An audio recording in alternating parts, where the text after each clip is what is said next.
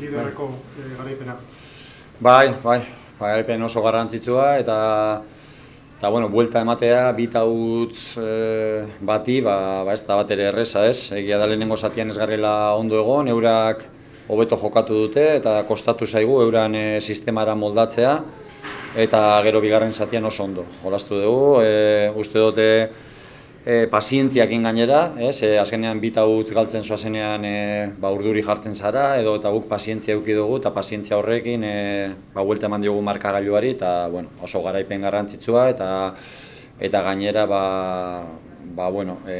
zailtasun guztiekin, jartzen zarenean eta galtzen jartzen zarenean horrela buelta ematea ere oso uste dute horrek ere indarra ematen digula etorkizunari begira, ez.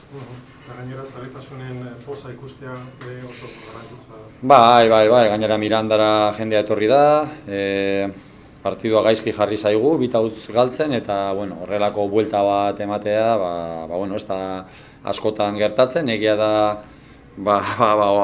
horretan uste nahiko onak garela, azkenean momenturik zailenetan badaukagu nortasun hori, askotan behar dana goiko taldeak horregatik gaude hor, edo askotan nortasun hori daukagulako, edo pizkat ez dugulako amore ematen bukaerara arte, eta hori taldeak badauka, eta alde hortatik harro, egoera zail bati buelta eman diogu gaurkoan.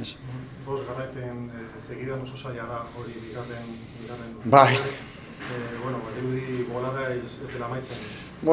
Jarraitu behar dugu. Ikusten duzun bezala, irabazten gaude, baina partidu guztiak oso zailak dira, eta gaurkoan disfrutatu, eta hurrengorako prestatu. Azkenean Andorra datorren hastien bebai zaila izango da, pixkat gaur disfrutatu, hori, esan dizudan bezala, hemen buelta ematea markagailuari horrela gutxitan gertatzen da, eta gaur disfrutatzeko moduan gaude, behintzat gaurkoa, ez?